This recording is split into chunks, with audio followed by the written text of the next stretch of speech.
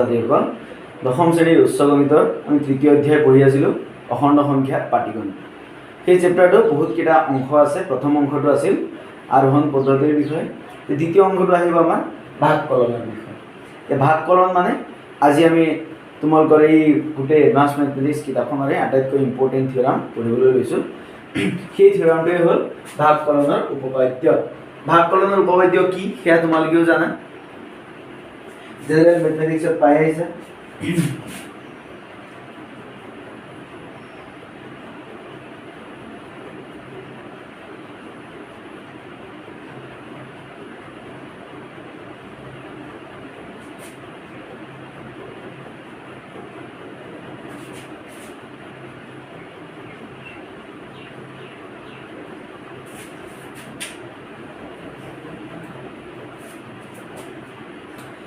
A আৰু B দুটা অখণ্ড সংখ্যা আৰু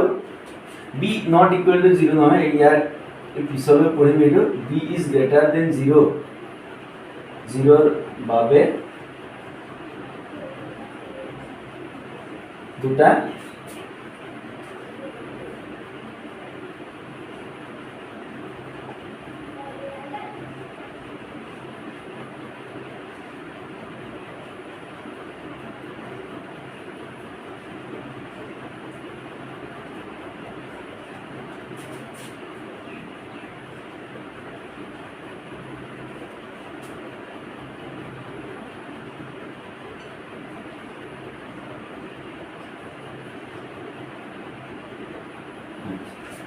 এতিয়া এই উপপাদ্যটো তোমালোকে আগতেই পাইছা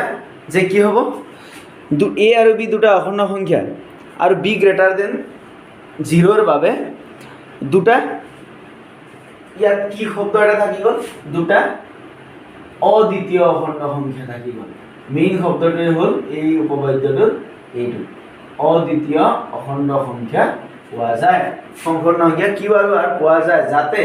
A is equal to BQ plus R আৰু লগত ইয়াত কি হ'ব লাগিব, 0 is less than equal to R is less than B হ'ব লাগিব। এই উপপাদ্যটো তোমালোকে জানা, ভাজ্য সমান ভাজক পূৰণ ভাগফল যোগ ভাগশেষ য'ত ভাগশেষৰ মান এইটো ভাগশেষ শূন্যতকৈ ডাঙৰ বা সমান আৰু ভাজকতকৈ সৰু হ'ব লাগিব। এতিয়া এইটো আমি যিকোনো সংখ্যাৰ কাৰণে দেখুৱাব পাৰোঁ। ধৰা হ'ল 40 এটা যিকোনো সংখ্যা, ইয়াক যদি আমি এনেকৈ 6ৰে হৰণ কৰি দিওঁ তেতিয়াহ'লে কি হ'ব, 6 6 গুণ 36 হৈ গ'ল। ইয়াত কিমান থাকিল, 4 থাকিল। এতিয়া কি লিখিব পাৰে, এইটো 40 সমান এইটো 40 সমান এইটো 6 পূৰণ এইটো 6 যোগ এই শেষৰ 4।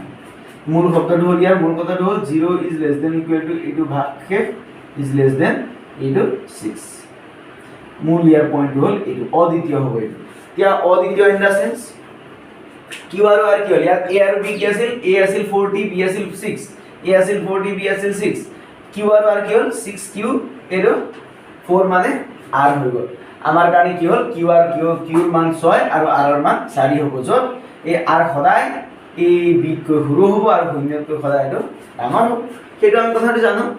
এতিয়া অদ্বিতীয় ইন দ্য চেন্স অদ্বিতীয় মানে কি, এতিয়া এইটো কেনেকৈ লিখিব পাৰোঁ চাওঁ। 40 ইকুৱেল টু আমি এনেকৈ হৰণ কৰিব নোৱাৰোঁ যে 40 লিখিলোঁ 6ৰে হৰণ কৰিলোঁ, 6ৰে পাতিলোঁ কেইবাৰ, 5 বাৰ পাতিলোঁ, 6 5 গুণ 30 ভাগশেষ কিমান থাকিল 10। এনেকুৱা আমি কেতিয়াও পাতিব নোৱাৰোঁ। এইটো কি হয়, ভুল হয়। এইটো ভুল, কাৰণ ইয়াত কিয় হ'ল, ভাগশেষ কিমান ওলাইছে 10 ওলাইছে, 10টো 6তকৈ ডাঙৰ হৈছে। এইটো মানি নচলেই, এইটো মানি নচলে। বা যিকোনো এনেকুৱা সংখ্যা ল'লেও কি হ'ব, ভাগশেষটো এইটো মানি নচলে। গতিকে ইয়াত তিনিটা মেইন পইণ্ট হ'ল, এটা হ'লে A equal BQ plus R ভাজ্য সমান ভাজক পূৰণ ভাগফল যোগ ভাগশেষ, কিন্তু সেইটো তোমালোকৰ মূল বিষয়বস্তু নহয়। এইটো ইয়াৰ মূল বিষয়বস্তু হ'ল 0 is less than equal to R is less than B আৰু এটা মূল শব্দ হ'ল অদ্বিতীয়। এইটো হ'ল অদ্বিতীয় ইন দ্য চেন্স এইটো। এই বস্তুটোক আমি এনেকৈও লিখিব পাৰোঁ, 40 equal to 6 into 5 plus 10 লিখিব পাৰোঁ, কিন্তু কিনা মানে এই অৰ্থটো নামানে। গতিকে আমি এই অদ্বিতীয় শব্দটো লিখিছোঁ। এই উপপাদ্যটো তোমালোকে যদি ভাবিছা আগতে পাইছোঁ একেবাৰে সহজ নহয়। কি হ'ব, একেবাৰে সহজ নহয়, আগতে পাইছা কিন্তু কি পোৱা নাই তোমালোকে, ইয়াৰ প্ৰমাণ পোৱা নাই। গতিকে যেতিয়াই উপপাদ্য বুলি আহিব আমি তাৰ প্ৰমাণ কৰি দেখুৱাব লাগিব। এইখিনি কথা মই বুজাবলৈ লিখিলোঁ,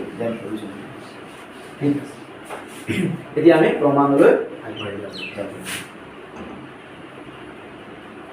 প্ৰমাণ আচ্ছা প্ৰমাণ আমি কি কৰিম এতিয়া প্ৰমাণত আমাক দিয়া আছে কি দিয়া আছে a আৰু b দুটা অখণ্ড সংখ্যা আৰু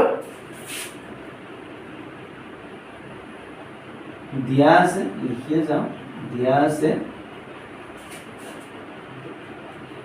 কি দিয়া আছে a, b belongs to z মানে অখণ্ড সংখ্যা বুলি দিয়া আছে আৰু main point hall b is greater than 0 এইখিনি কথা আমাক দিয়া আছে তেতিয়া আমি কিহলৈ যাম এতিয়া প্ৰমাণলৈ যাম এক নম্বৰ প্ৰমাণত আমাৰ কি আছে চাৰিটা পাৰ্ট আহিব ঠিক আছে তিনিটা পাৰ্ট আহিব তে ফাৰ্স্ট পাৰ্টত আমি কি লম তে যিকোনো এটা সংখ্যা লম ধৰা হল x ঠিক আছে এইটো যেটো শব্দ দিয়া আছে ইয়াৰ কাৰণে আমি যিকোনো এটা সংখ্যা লম মানৰ বাবে এতিয়া কি কৰিলো আমি ধৰা হল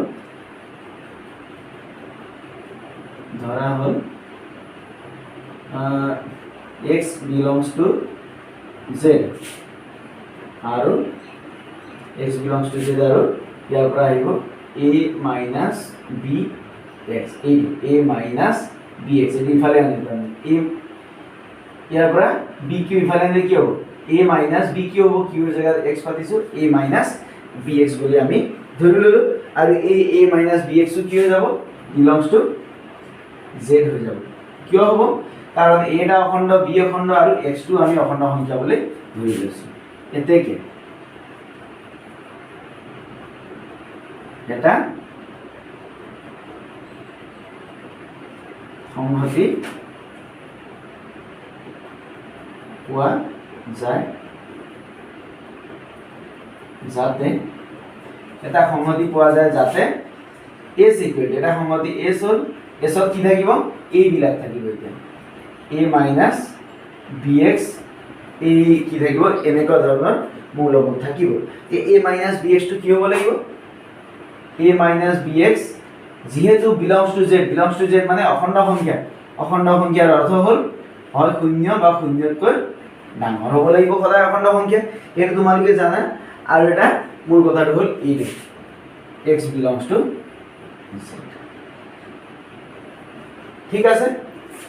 আমি কি লিখিলো কেইটামান পয়েন্ট লিখিলো যে ইম্পৰ্টেন্ট কথাটো হল আমি মনত ৰাখি যাব লাগিব কিন্তু এক নম্বৰ নহয় এক নম্বৰ ইয়াৰ পিছত নে আমি প্ৰমাণ কৰিম এই উপপাদ্যটো প্ৰমাণ কৰিবলৈ যাওঁতে আমি কি ধৰিলো যে যেটো দিয়া আছে a b দুটা অখণ্ড সংখ্যা মানে a b belongs to z আৰু b greater than 0 এতিয়া আমি কি ধৰিলো x এটা সংখ্যা আহিব কৰ পৰা আহিল x এটা যিকোনো অখণ্ড সংখ্যা আন এটা সংখ্যা এটা লৈ ললো x মানে কি এটো q আছে মনে মনে কবলগীয়া কথা এটো একচুয়ালি কি হ'ব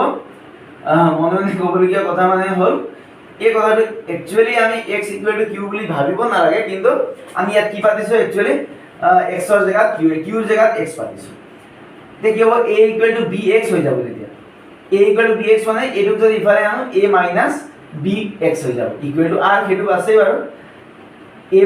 bx belongs to z হৈ যাব তেতিয়া এটা সংহতি পাম সংহতিত কোনটো থাকিব a bx থাকিব such that a bx কি হ'ব সদায় greater than equal to 0 কিয় হল greater than equal to 0 যেহেতু এটো belongs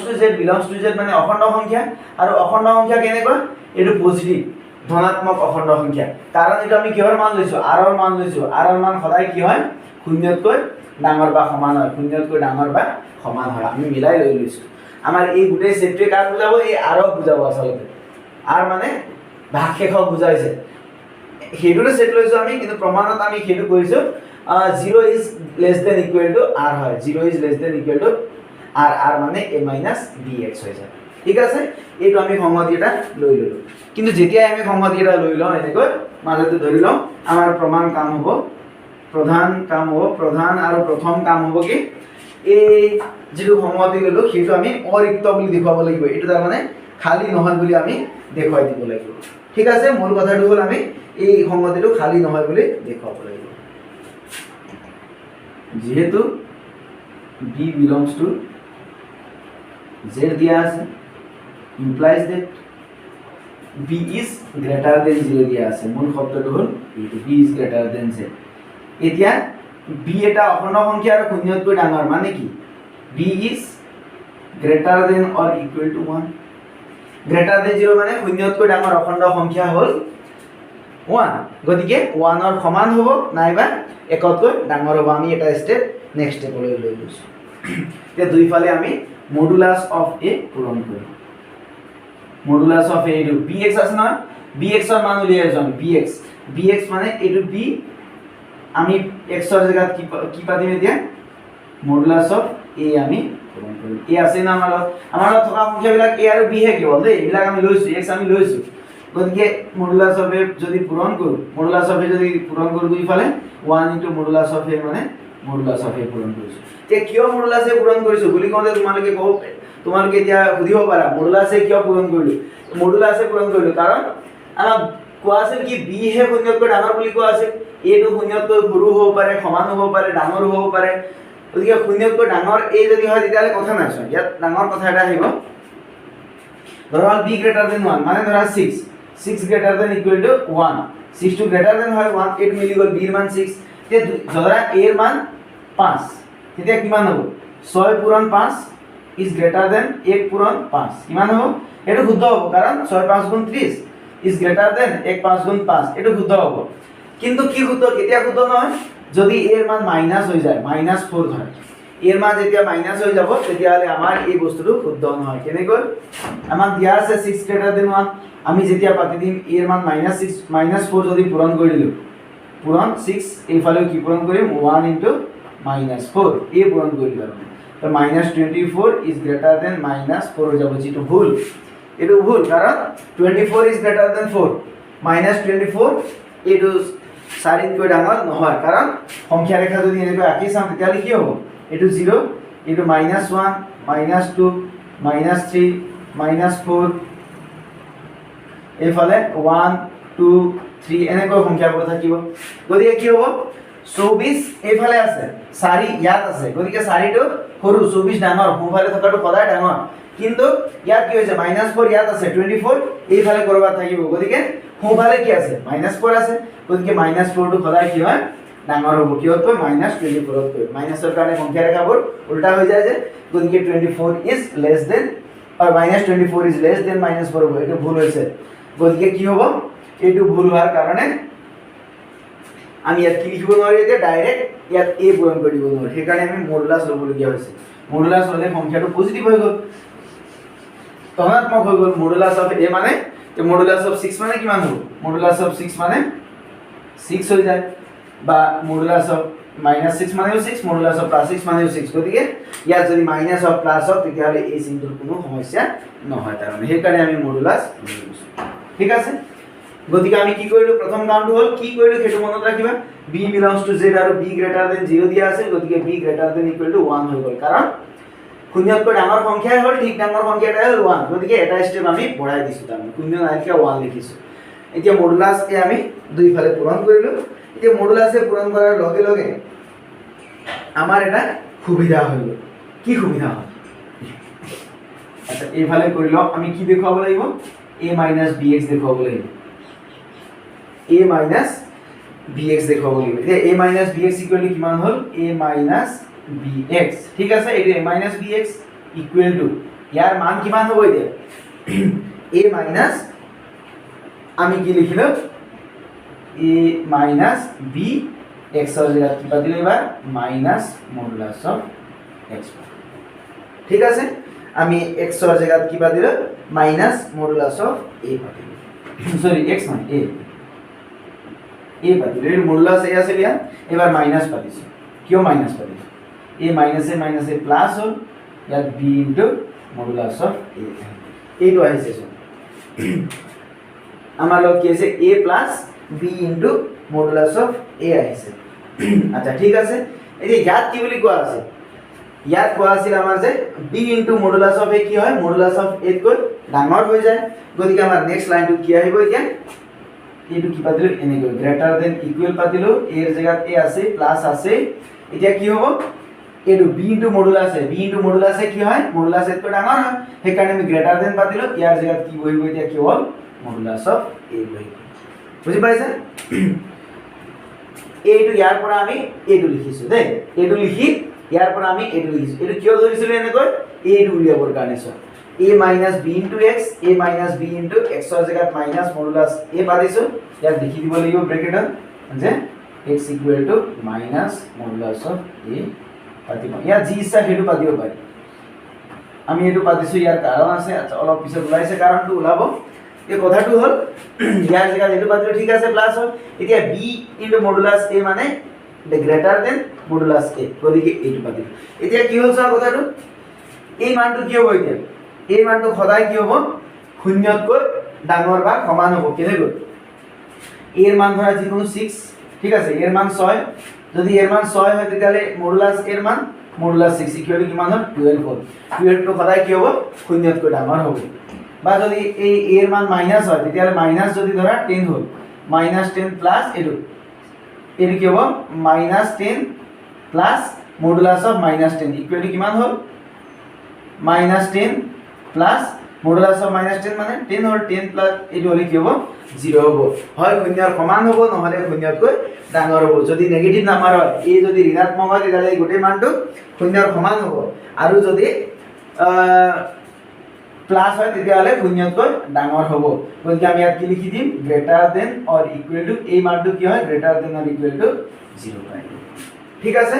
এতেকে আমি কি পালো এইটো নহয় দেই এই সাইডটো মই দেখুৱাবৰ কাৰণে লিখিছো এইটো এতিয়া আহিল এইটো a minus bx is greater than equal to 0 হল এইটো পাইছো আমি a minus bx কি পালো a minus bx is greater than equal to 0 যত x belongs to z তো আছিল আমাৰ লগত ঠিক আছে x belongs to z এইটো এটা x belongs to z এইটো এটা কি হয় অখণ্ড সংখ্যাই হ'ব মডুলাস মানে যিকোনো সংখ্যা এটা আৰু মাইনাস লাগিলে হেতু অখণ্ড হৈ যাব গতিকে আমি কি পালো a minus bx is greater than equal to 0 হোৱা কোনোবা এটা সংখ্যা পৃথিৱীখনত আছে এনেকুৱা হোৱা কোনোবা এটা সংখ্যা আমাৰ লগত আছে যেটো যাৰ মান 0 তকৈ ডাঙৰ বা সমান হয় তাৰ মানে আমি কি লিখি দিব পাৰো a minus bx ইয়াৰ কিবা এটা মান থাকিব তাৰ মানে গতিকে s ইকুৱেল টু কি নহয় অৰিক্ত নহয় এতিয়া ইয়াৰ পিছত কি লিখিব লাগিব এটা ইয়াৰ পিছতে ইয়াৰ তলে তলে এতেকে s is not equal to 0 5 s is not equal to 5 অর্থাৎ s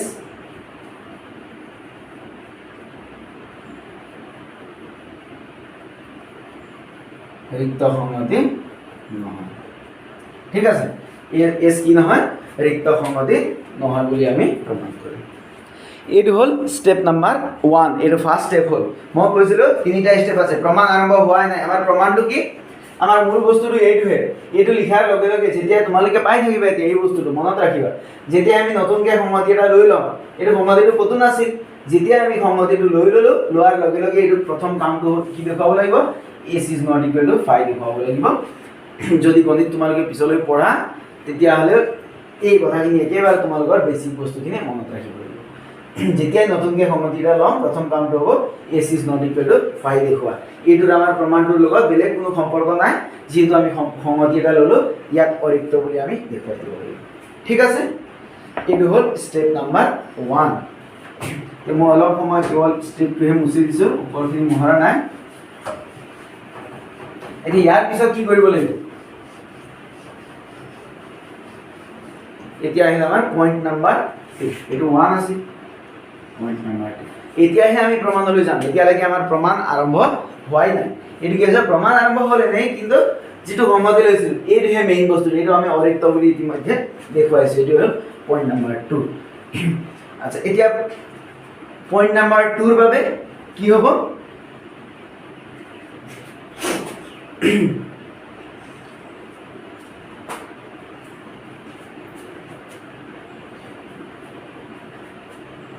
আমি দেখুৱাব লাগিব এতিয়া a equal to bq plus r সেই বস্তুটো প্ৰমাণ কৰিবলৈ যাওঁতে আমি এই সংহতিটো লৈছিলো এতিয়া আমি কি গম পালো s is not equal to 5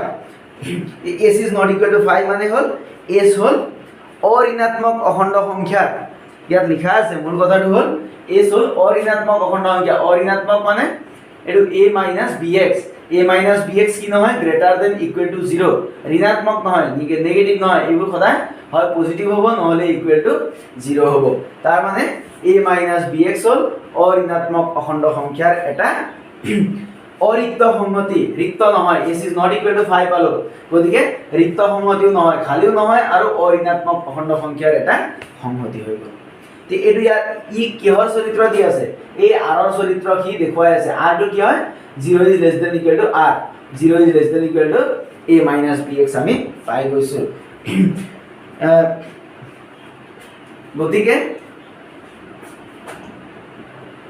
এতিয়া আমি লিখিম এতেকে s হল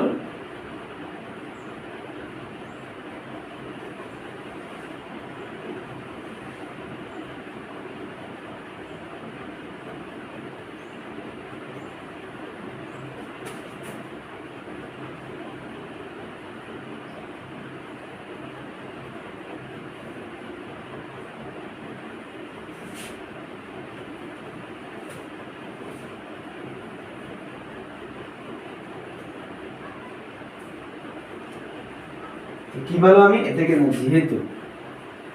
এটা আমি পালো গতিকে যেহেতু s হল অঋণাত্মক অখণ্ড সংখ্যার এটা অরিক্ত সংহতি এটাকে মানে এটা কি সংখ্যা স্বাভাবিক সংখ্যা আর শূন্যতকৈ ডাঙৰ গতিকে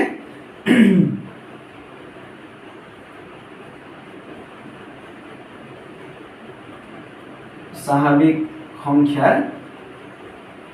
কি আছিল একেবাৰে প্ৰথম ধৰ্ম এটা আমি পাইছিল স্বাভাবিক সংখ্যাৰ সুক্ৰমিতা ধৰ্ম স্বাভাবিক সংখ্যাৰ এনৰ সুক্ৰমিতা ধৰ্ম অনুসৰি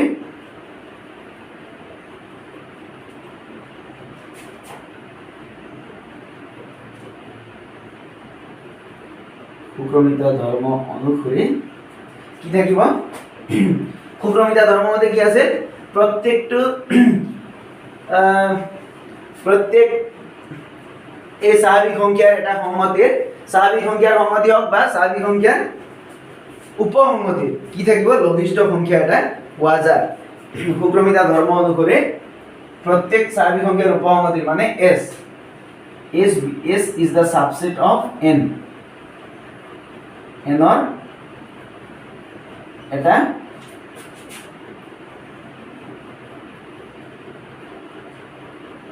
লঘিষ্ঠ সংখ্যা পোৱা যায় লঘিষ্ঠ সংখ্যা আৰ পোৱা যাব আৰ পোৱা যাব ঠিক আছে তার মানে s ত এটা কি থাকিব এটা সংখ্যা s ত থকা এটা সংখ্যা হল r বুলি ধৰি ললো r টো কি হয় লঘিষ্ঠ আটাইতকৈ সৰু s নামৰ এটা সংহতি আছিল সংহতিটোৰ আটাইতকৈ সৰু সংখ্যাটো কি r ঠিক আছে গতিকে এই r পোৱা যাব ঠিক আছে যাতে r টো কেনেকুৱা হ'ব এতিয়া s ত থকা প্ৰত্যেক সংখ্যা কেনেকুৱা আকাৰৰ হ'ব লাগিব a - bx আকাৰৰ হ'ব লাগিব গতিকে r ইকুৱেল টু আমি কি ললো ইয়াত থকা এটা সংখ্যা হ'ল r গতিকে r ৰ আকাৰ কেনেকুৱা হ'ব লাগিব a - bx হ'ব লাগিব তাৰে a আৰু b টো ফিক্স আছে a আৰু b ফিক্স আছে গতিকে a - bq ঠিক আছে এই সংখ্যাটো কেনেকুৱা হ'ব বুলি এতিয়া আমি ধৰি লৈছো ঠিক আছে ধৰি লৈছো একচুয়ালি r বুলি আমি ধৰি লৈছো কি বুলি স্বাভাবিক সংখ্যাৰ সুক্ৰমিতা ধৰ্ম অনুসৰি s তার মানে স্বাভাবিক সংখ্যার উপসংহতির এটা লঘিষ্ঠ সংখ্যা থাকে তে লঘিষ্ঠ সংখ্যা থাকে বলে আমি জানো এর সুক্রমিতা ধর্ম অনুসৰি তে আমি কি লিখিছো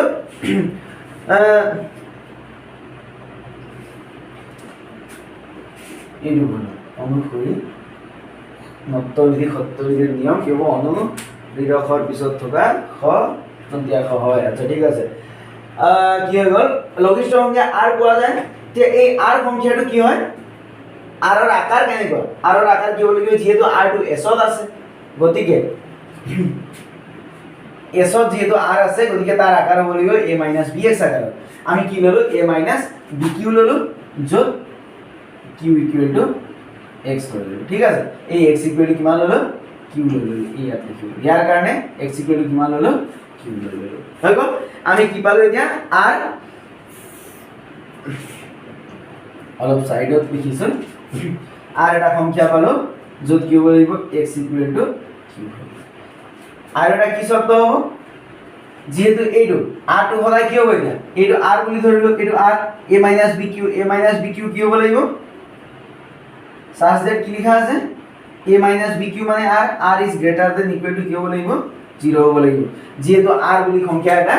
আমাৰ এছত আছে গতিকে এছৰ সব ধৰ্ম মানি চলিবই লাগিব গতিকে a - bx আকাৰৰ হ'ব a - bx টো আমি নলওঁ x টো এটা ভেৰিয়েবল ফিক্স সংখ্যা এটা লৈ ললো q x = q লৈ ললো গতিকে কি হৈ গ'ল a - bq greater than equal to 0 a - bq মানে r is greater than equal to 0 হৈ গ'ল ঠিক আছে implies that এটোৰ পৰা আমি কি লিখিব পাৰো r - bq ইফালে আহিল প্লাস bq হৈ গ'ল ইকুৱেল টু a আহি গ'ল এটোৰ মাজৰ লাইনটো বাদ দিলো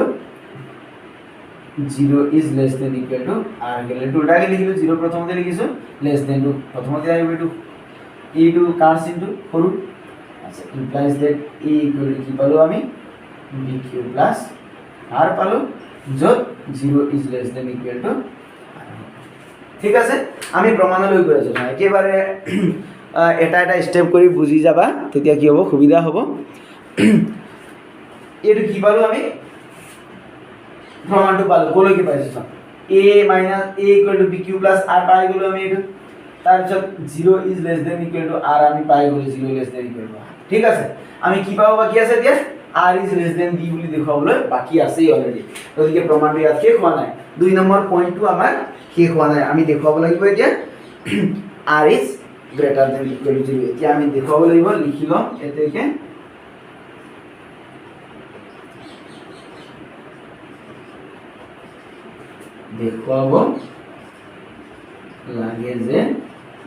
দেখাব লাগে যে কি দেখাব থাকিলে দিয়া r is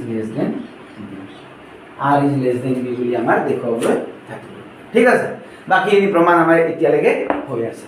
গতিকে এতিয়া আহিব আমাৰ পইণ্ট নাম্বাৰ 3 মই আকৌ এইখিনি মোহাৰিছো মই এই ওপৰৰ কথাটো মোহাৰা নাই দেই ইয়াৰ পিছে পিছে তোমালোকে লিখি যাব লাগিব দেখাব লাগে যে r is less than equal to b এতিয়া আমাৰ পইণ্ট নাম্বাৰ 3 আহিব তাতে 1 2 পয়েন্ট নাম্বার 3 কি হবে যে দেখাব লাগে যে r is less than b দেখাব লাগিব আমি কি লিখিলো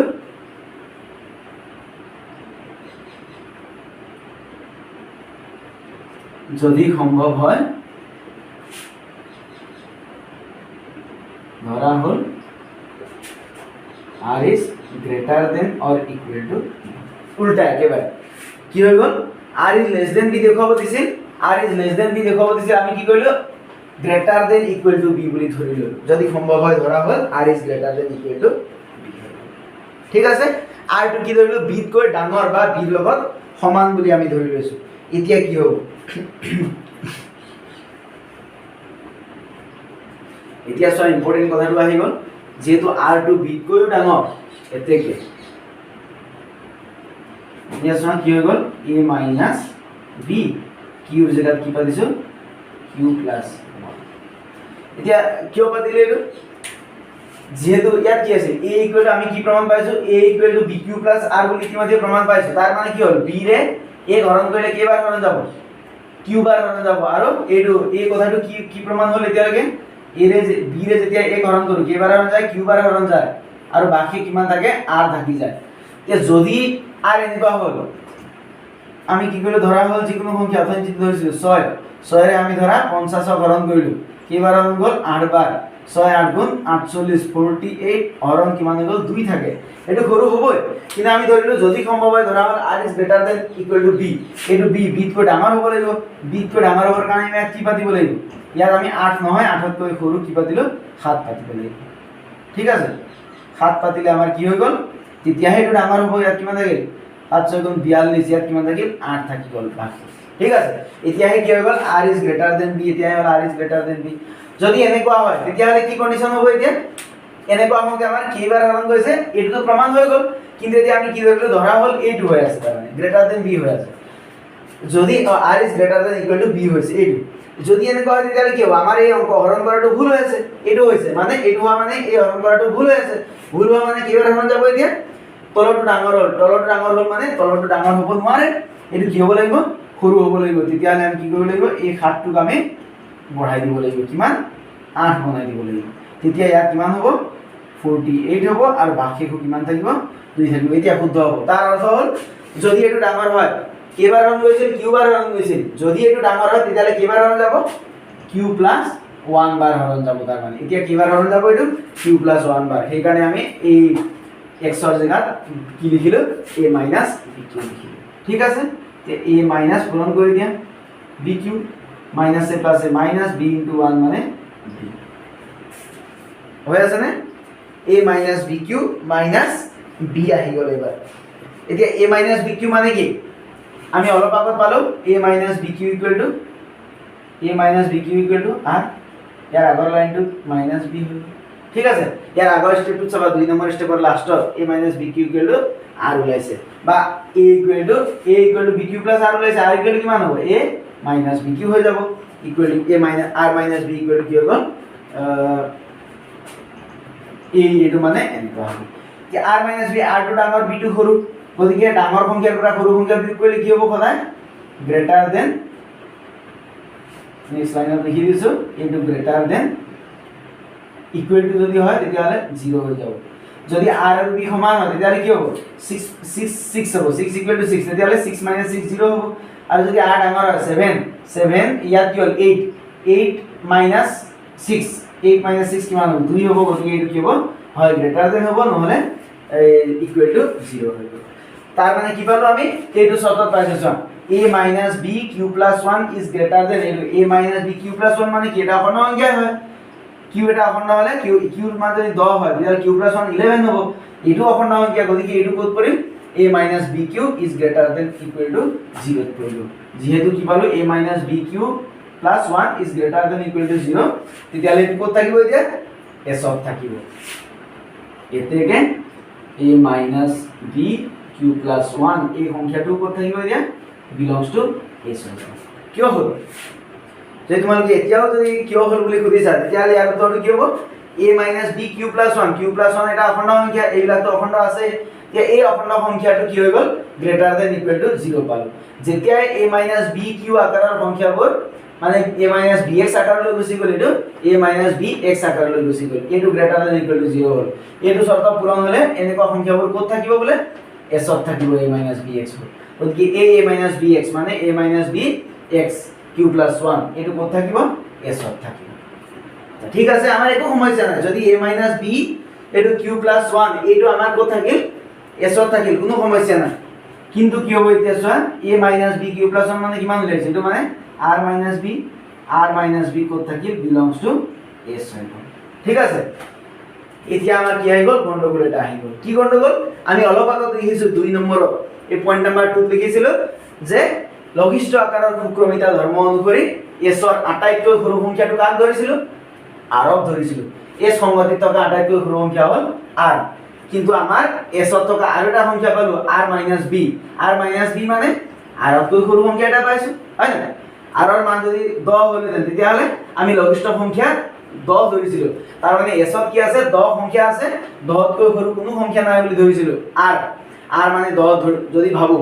তেতিয়াহলে এতিয়া কি পালো r মাইনাস কিবা এটা সংখ্যা মানে 10 মাইনাস ধৰা 2 এ হ'ল 10 মাইনাস 2 ইকুৱেল কিমান হ'ল 8 belongs to কি হৈ গল s হৈ গল s সেটত আৰু এটা সংখ্যা ওলাই গল কি 8 ক'ত আছে s ত আছে কিন্তু ই কি কৰিলে এতিয়া এই যেটো r যে লঘিষ্ঠ সংখ্যাৰ সুক্ৰমিতা ধৰ্ম স্বাভাৱিক সংখ্যাৰ সুক্ৰমিতা ধৰ্ম কি ভুল বুলি কৈ দিলে ইয়াৰ মতে কি হৈ গল এতিয়া ভুল আহি গল কাৰণ s ত r তকৈ সৰু সংখ্যা এটা আছে যেটো হল r - b এটো সম্ভৱ হ'বই নোৱাৰে এটো কি হ'ব যেটো সম্ভৱ নহয়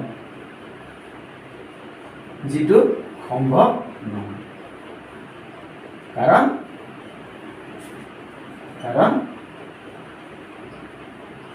s ত r তকৈ সৰু সংখ্যা থাকিব নোৱাৰে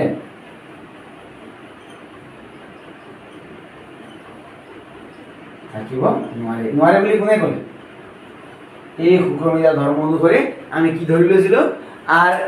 আটাইতকৈ সৰু সংখ্যা হ'ল r বুলি ধৰি লৈছিল ঠিক আছে এতিয়া যদি এটা থাকিব নোৱাৰে তেতিয়ালে ভুল হ'ল এটা ভুল হৈছে মানে কোনটো ভুল হ'ল আমি যেটো ধৰিছিল সেইটো ভুল গণিতটো এইবিলাকটো ভুল হ'ব নোৱাৰে কোনটো ভুল আমি ধৰা কথাটো ভুল আমি নাজানিলো যদি সম্ভৱ হয় ধৰা হ'ল এইটো ভুল যদি এইটো ভুল হয় শুদ্ধ কি হ'ব এতিয়া ইয়াৰ তলে তলে লিখিব লাগিব ইয়াৰ তলৰ লাইনত লিখিবা এতেকে r is greater than equal to b ভুল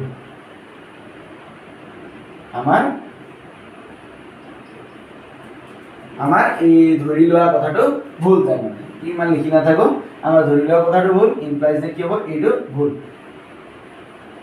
এইটো যদি ভুল হয় শুদ্ধ কি r is উল্টা হৈ গ'ল লেছ দেন b এইটো শুদ্ধ এতেকে r is less than b ঠিক আছে r is less than b প্রমাণ পালো সেইটো আছিল আমাৰ প্রমাণ এতে কি আমি কি প্রমাণ পালো r is less than b পালো এটাই বাকি আছিল প্রমাণ এতিয়া আবার কি প্রমাণ ওলাই গ'ল r is less than b প্রমাণ আহি গ'ল এইটো কথা প্রমাণত আহি গ'ল ঠিক আছে এতিয়া প্রমাণ শেষ কিন্তু প্রমাণ এতিয়াও শেষ হোৱা নাই এইটো পইণ্ট নাম্বাৰ 3 শেষ এতিয়া কি বাকি আছে তোমালোকৰ মনলৈ আহিব পাৰে এতিয়া কি বাকি আছে এতিয়া বাকি থকা কথাটো কি হ'ল আমি এইটো প্ৰমাণ কৰিলো a equal bq plus r প্ৰমাণ কৰিলো 0 is less than equal to r প্ৰমাণ কৰিলো সেকেন্ড স্টেপত r is less than b বুলি প্ৰমাণ কৰিলো এইটো স্টেপত এতিয়া কি বাকি থাকিল এইটো মহাই লৈছো এইটো মহাই দিছো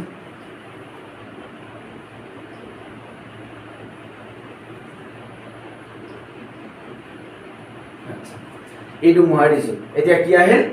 কোৱেশ্চন নাম্বাৰ এইটো পইণ্ট নাম্বাৰ 4 পইণ্ট নাম্বাৰ 4 ত আমি কি প্ৰমাণ কৰিম এইটো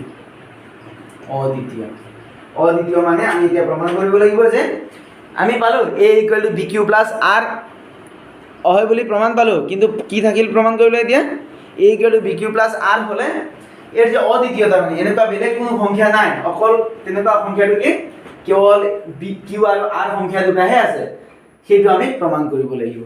ঠিক আছে সেইটো হল আমাৰ পইণ্ট নাম্বাৰ 4 আকৌ আমি কি কৰিলাম ধৰিলাম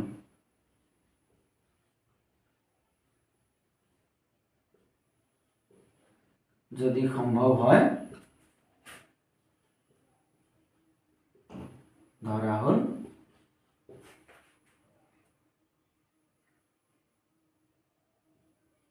q ডেশ আৰু r ডেশ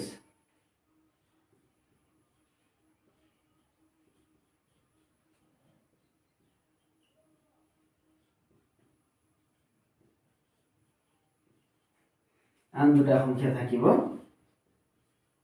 যাতে কি হ'ব লাগিব q ডেশ আৰু r ডেশ সংখ্যা হলে কি হ'ব কথাটো একে হ'ব যাতে a = b q ডেশ প্লাস r ডেশ হ'ব লাগিব আৰু এইটো হ'ব লাগিব 0 is less than equal to r ডেশ is less than b এইটো হ'ব লাগিব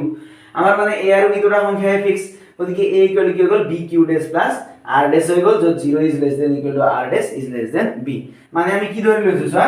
যদি 50 ক আমি অলপ আগত যেটো মই দেখুৱালো 50 ক যদি 6 ৰে হৰণ কৰা কিবাৰ যাব 6 8 গুণ 48 হ'ব আৰু ভাগশেষ 2 থাকিব সদায় এইটোৱে শুদ্ধ কিন্তু আমি কি ধৰি লৈছো প্ৰমাণ কৰিব লাগে যে কেৱল এনেকুৱা এটাহে হ'ব এনেকুৱা যে হ'ব নোৱাৰে 50 ক আমি 6 ৰে হৰণ কৰিলো 9 বাৰ পাতিলো 9 6 গুণ 54 হৈ গ'ল ভাগশেষ হৈ গ'ল কিমান বিয়োগ কৰিলে -4 থাকিল ভাগশেষ -4 এনেকুৱাটো হ'ব নোৱাৰে ভাগশেষ -4 হলে কি হ'ব -4 0 তকৈ ডাঙৰ নহয় ন গতিকে এই অংকটো ভুল কোনটো শুদ্ধ এইটো শুদ্ধ আমি প্ৰমাণ কৰিব লাগিব কেৱল এনেকুৱা কি আছে এটাহে আছে তাৰমানে এনেকৈহে প্ৰমাণ কৰিব পাৰি এনেকৈহে হৰণ কৰিব পাৰি হৰণ কৰাটো বেলেগ নিয়ম নাই গতিকে তোমাক হৰণ কৰিবলৈ সকলোকে হৰণ কৰিব দিলেও একে নিয়মত কৰিব সেইটো আমি অদ্বিতীয় হয় বুলি দেখুৱাই দিব লাগিব ঠিক আছে আমি দুটা অখণ্ড সংখ্যা ধৰিলো কেৱল q ডেশ আৰু r ডেশ আন দুটা অখণ্ড সংখ্যা দেই অখণ্ড সংখ্যা থাকিব যাতে a = bq ডেশ প্লাস r ডেশ বুলি আমি দেখুৱালো ঠিক আছে এটাকে কি হল অলৰেডি আমি প্ৰমাণ কৰিছো কি বুলি a = bq প্লাস r বুলি প্ৰমাণ কৰিছো যেহেতু a = bq প্লাস r এইটো আমি কি কৰিছো অলৰেডি প্ৰমাণ কৰিছো এটাকে কি হৈ গল এর মান কিমান পা দিলে এইটো bq ডেশ প্লাস r ডেশ এর মান bq ডেশ প্লাস r ডেশ = bq প্লাস r হৈ গল ঠিক আছে এটো কৰপৰা পাইছো a = bq ডেশ প্লাস r ডেশ আৰু a = bq প্লাস r টো আমি প্ৰমাণ কৰিছো অলৰেডি এটো শুদ্ধ হয় আমি অদ্বিতীয় বুলি প্ৰমাণ কৰিব লাগে গতিকে আমাৰ স্টেপটো কি আহি গল এনেকৈ আহি গল এতিয়া আমি b একেফালে কৰিম কমন লব পৰা গল গতিকে b কমন ললে কি থাকিব ইয়াত q ডেশ মাইনাস এফালে আহি q হৈ গল ইকুৱেল টু ইয়াত থাকিব r মাইনাস এটো r ডেশ ইফালে গলে এনেকৈ হৈ যাব কি হৈ গল b q ডেশ মাইনাস q আর ইফালে থাকি গল আমি কি কইলো দুই ফালে মডুলাস ললে কি হবে b q ডেশ minus q equal to modulus লোৱাৰ কাৰণ হ'ল এতিয়া কিউ ডেছ মাইনাছ কিউ আছিল ইয়াত আৰ মাইনাছ আৰ ডেছ আছিল যে সেইটো অসুবিধা হ'ব এতিয়া ইমপ্লাইজ দ্যাট আমি মডুলাছটো কেনেকৈ বনালো B Q Q dash minus Q এইটো তো একেই আছে আমি কি কৰিলো মডুলাছ ললে প্লাস অৰ মাইনাস একেই আৰ ডেছ মাইনাছ আৰ লিখিব পাৰি কাৰণ মডুলাছ অফ -6 হওক বা মডুলাছ অফ কি হ'ব 4 - 6 মানে কিমান -2 মডুলাছ ইকুৱেল টু 2 আৰু মডুলাছ অফ 6 - 4 মানে কিমান 2 ইকুৱেল টু 2 দুইটা সমান হৈ যায় সেইকাৰণে আমি কি লিখিব পাৰো modulus of r - r dash আৰু modulus of r dash - r দুইটা মান কি হয় সমান হয় আমি সেইটো লিখি দিব পাৰো ঠিক আছে এতিয়া কি হ'ল আমি জানো b ৰ মান কি হয় b সদায় গ্ৰেটাৰ দেন 0 গতিকে b গ্ৰেটাৰ দেন 0 হলে এটো মডুলাছ লং নলং একেই কথা b টোক আমি বাহিৰলৈ আনিলো ইয়াত কি থাকিল q ডেছ মাইনাছ q থাকিল ইকুৱেল টু কি হৈ গ'ল r ডেছ মাইনাছ r হৈ গ'ল পাইছা বুজি b কিয় আনিলো ইফালে যেহেতু b গ্ৰেটাৰ দেন 0 গতিকে মডুলাছ দিয়া নিদিয়া একেই কিয় আমি মডুলাছ দি মেলি এনে খৰচ কৰিম সেইকাৰণে এইটো আমি বাদ দিছো ঠিক আছে আমাৰ আৰু এটা স্টেপ ইয়াৰ পৰা কি হৈছে এই কোণত আমি এই স্টেপটো এৰিছো ইয়াৰ পিছত কি হ'ব এতিয়া আমি এইটো কাৰ পৰা কৰিলো এইটো লাইন আৰু কোন দুটা লাইন ব্যৱহাৰ কৰিলো এইটো কৰোতে এইবিলাক কৰোতে আমি এইটো লাইন আৰু এইটো লাইন ব্যৱহাৰ কৰিলো আৰু দুটা লাইন আছে যে এইটো লাইন আছে আৰু এই দুটা লাইন আছে এই দুটা লাইনও আমি কি কৰিম ব্যৱহাৰ কৰিম ঠিক আছে এই দুটা লাইনৰ পৰা আমি কি পাম সো এইটো মই মোহাই দিছো দেই এইটো খালি আমাক লাগিব এইটো স্টেপে কৰি আছো এইটো আমাক লাগিব গতিকে ইয়াৰ পিছৰখিনি এতিয়া এইটো পাতিলো যেহেতু এই দুটা পাতি লওঁ 0 is less than equal to r is less than b আৰু 0 is less than equal to r dash is less than b দুইটা কি হয় b কৈ সৰু হয় আমাৰ ইয়াত কি আছে r নাই মাইনাস r আছে গতিকে আমি মাইনাস r বনাম এই r টোক আমি মাইনাস r বনাম কেনেকৈ তেতিয়া 0 is এটো যেতিয়া মাইনাস r বনাবৰ কাৰণে কি কৰিব লাগিব মাইনাস এৰে পূৰণ কৰিব লাগিব মাইনাস পূৰণ কৰিলে এই চিহ্নটো কি হৈ যায় উল্টা হৈ যায় তোমালোকে এটো ক'ত পাইছা অসমীকাত পাইছা ক্লাস 9 ৰ এডভান্স ম্যাথমেটিক্সৰ অসমীকাত পাইছিলা যে কি হ'ব যেতিয়া আমি মাইনাস এৰে পূৰণ কৰি দিও সংখ্যাখিনি এই চিহ্নটো উল্টা হৈ যায় উল্টা হলে এটো r to minus r হল ইফালে কি হৈ গল লেস দেন আছিল গ্রেটার দেন হৈ গল মাইনাস b হৈ গল ইফালে আমি মাইনাস এৰে পূৰণ নকৰাৰ কাৰণ হল ইয়াত কি আছে r ডেছ মানে r ডেছে আছে কিন্তু r মানে মাইনাস r হে আছে সেই কাৰণে r মাইনাস 0 মানে আৰু প্লাস 0 মানে একেই কথা আমি মাইনাস চিহ্নটো তাৰ পৰা বাদ দিলো এতিয়া কি হৈ গল এই দুটা যদি আমি কম্বাইন কৰি দিও কি হ'ব এই দুটা আমি একেলগ যদি কৰি দিও তেতিয়া হলে কি পাইছো দুইটা অসমীকা যদি যোগ কৰি দিও ঠিক আছে এই দুটা যদি আমি যোগ কৰি দিও যোগ কৰোতে এনেকৈ কৰিব নোৱাৰি এতিয়া গ্ৰেটাৰ দেন এটো লেস দেন কিবা কিবি চিন আছে যোগ এনেকৈ কৰিব নোৱাৰি কি কৰিব লাগিব এতিয়া একেলগ কৰি পাতিব লাগিব মানে এইটো এনেকৈ পাতিলো যোগ কেনেকৈ কৰিম এতেকে 0 is কি লিখি লৈছো মই এইটো লিখি লৈছো দেই 0 is less than equal to r dash is less than b আৰু ইয়াৰ তলে তলে less than চিহ্নটো মিলিবৰ কাৰণে এইটো লিখিব লাগিব ইয়াত less than আছে গতিকে minus b is less than minus r is less than equal to 0 এনেকৈ লিখিব লাগিব কি হয় এনেকৈ চিহ্নকেইটা মিলাব লাগিব less than greater than দিলে যোগ কৰিব নোৱাৰি যোগ কৰি দিলো যোগ কৰোতে কি পাম এইটো minus b plus 0 মানে কিমান minus b less than symbol আছে less than হৈ গল minus r plus r dash মানে r dash minus r হৈ গল এর less than b plus 0 মানে ঠিক আছে এইটো আমি উলিয়াইছো তাৰমানে এতিয়া কি পালো আমি এইটো আমি নাছিলে এটা আমি বাদ দিছিলো গতিকে কি হৈ গল এইটো নেক্সট লাইন আছে এটা আগতে কি হ'ল আমি কি পাতিম এতিয়া মডুলাস কৰিম এতিয়া আচ্ছা এতে কি r dash minus r modulus of r dash minus r equal to কিমান হ'ল আমি ইয়াৰ পৰা পাই গলো এইটো মানে কি হ'ল এতিয়া modulus of r dash minus r is less than ইয়াৰ পৰা কি লিখিব পাৰি is less than equal to b বুলি লিখিব পাৰি হেতু তোমালোকে পাইছিলা ক্লাস 9 ত তোমালোকে এইটো কথাই পাইছিলা যে যেতিয়া কি হৈ যায় এনেকুৱা minus a is less than x is less than a এনেকুৱা যদি হয় implies that কি হ'ব এটো অসমীকাৰ এটা শৰ্ত আছে যে এৰ মাজৰটো modulus of x is less than a হৈ যাব কি হৈ যাব যেতিয়া এনেকুৱা হৈছে চোন minus b is less than equal to r dash minus r এক্সত মডুলাছ আহি যায় এক্সত এক্স মানে আৰ ডেছ মাইনাছ আৰ মাজৰটোত মডুলাছ আহিল is less than equal to কি লিখিব পাৰি আমি সৰি ইকুৱেল লিখিব নোৱাৰি এটি ইকুৱেল নহয় ইয়াত নাই নহয় ইয়াত ইকুৱেল থাকিলে লিখিব পাৰি ইয়াত ইকুৱেল থাকিলে ইকুৱেলো আহিব ইকুৱেল নাই গতিকে নাহে ইকুৱেল এইটো তোমালোকে আগতে পাইছিলা এতিয়া অলপ আগত আমি পালো আৰ ডেছ মাইনাছ আৰ মানে modulus of q dash minus q is less than b হৈ গ'ল ঠিক আছে তো বি রে দুই ফালে হরণ করা ইয়াত থাকিলে q dash minus q b রে হরণ করলে বি বি ক্যান্সেল গ'ল is less than equal to ইয়াত বি বি ক্যান্সেল গ'ল কিমান থাকিল 1 থাকিল মানে কিউ ডেছ মাইনাছ কিউ দুটা কি থাকিল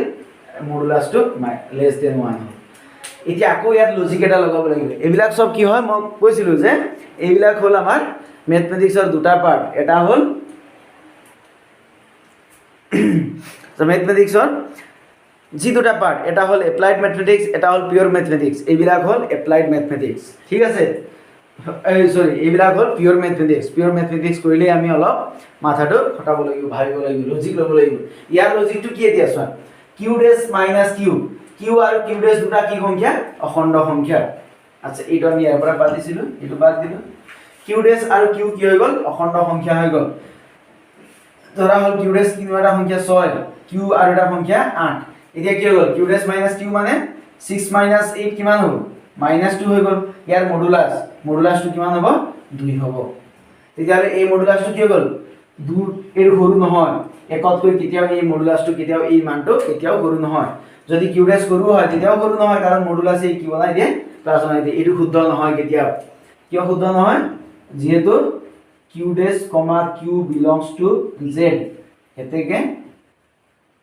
এতেকে কি নহয় এইটো শুদ্ধ নহয় মডুলাছ অফ ইয়াত আমি লিখি দিব লাগিব যেটো শুদ্ধ নহয় বুলি লিখিব লাগিব যেটো শুদ্ধ নহয়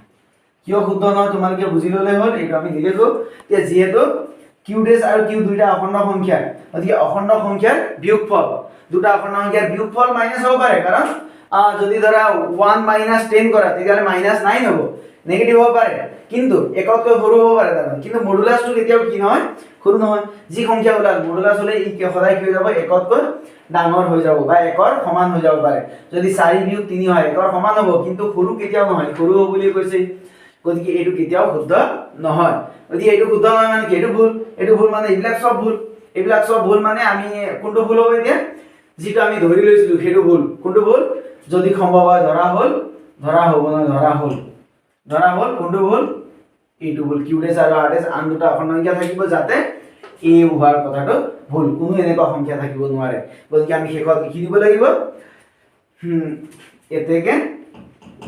এই কথাটো লিখি দিব লাগিব এতেকে প্ৰদত্ত এ আৰু বিৰ বাবে দুটা অদ্বিতীয় অখণ্ড সংখ্যা কিউ আৰু আৰ পোৱা যায় যাতে a = bq + r যত g is 0 is less than equal to r is less than b বুলি শেষত লিখি দিব লাগিব ঠিক আছে আমাৰ প্ৰমাণটো ইমানতে শেষ হ'ল গতিকে প্ৰমাণটো একেবাৰে ইম্পৰ্টেন্ট তোমালোকে এতিয়াৰ পৰা যি পৰীক্ষা দিবা এটা প্ৰমাণ এটা বুজাওঁতে কিমান সময় গ'ল প্ৰায় 1 ঘণ্টা সময় গ'ল 50 মিনিট গতিকে এইটো যদি আমি ক্লাছ ৰুমত কৰিলেহেঁতেন দুটা ক্লাছতো শেষ নহ'লেহেঁতেন গতিকে সেইবিলাক ইয়াত কি আছে সুবিধা আছে আৰু ৰিপিট বুজাব অসুবিধা হ'লেহেঁতেন তোমালোকে এতিয়া এই যদি এবাৰত বুজি নোপোৱা ভিডিঅ'টো বাৰে বাৰে চাবা মূল কথাটো মই বাৰে বাৰে কৈ আছোঁ বাৰে বাৰে চাবা তেতিয়াহ'লে কি হ'ব গোটেইখিনি কথা বুজি পোৱা যাব এবাৰ ধুনীয়াকৈ লিখি ল'বা আৰু পইণ্ট ৱাইজ কৰি লিখিবা পইণ্ট কেইটা আছে আমাৰ 4টা পইণ্ট আছে পৰীক্ষাত আহিবই 6 নম্বৰ দিন প্ৰত্যেক পৰীক্ষাত আহিব দুটা থিওৰাম আছে আৰু এটা পাবা অলপ পিছত কি ইয়াৰ অলপ পিছত আৰু এটা থিওৰাম আছে কি এই দুটা উপপাদ্যৰ পৰা দুইটা আহে অৰ বুলি আহে আৰু প্ৰত্যেক পৰীক্ষাত তোমালোকে যদি লাষ্ট ইয়াৰৰ এই মেট্ৰিক পৰীক্ষাৰ প্ৰশ্নবোৰ উলিয়াই চোৱা প্ৰশ্নটো থাকিব আজিৰ পৰা যি পৰীক্ষা দিবা প্ৰত্যেক পৰীক্ষাতে এই প্ৰশ্নটো আহিব 6 নম্বৰ দি গতিকে ভালকৈ পঢ়ি ল'বা ঠিক আছে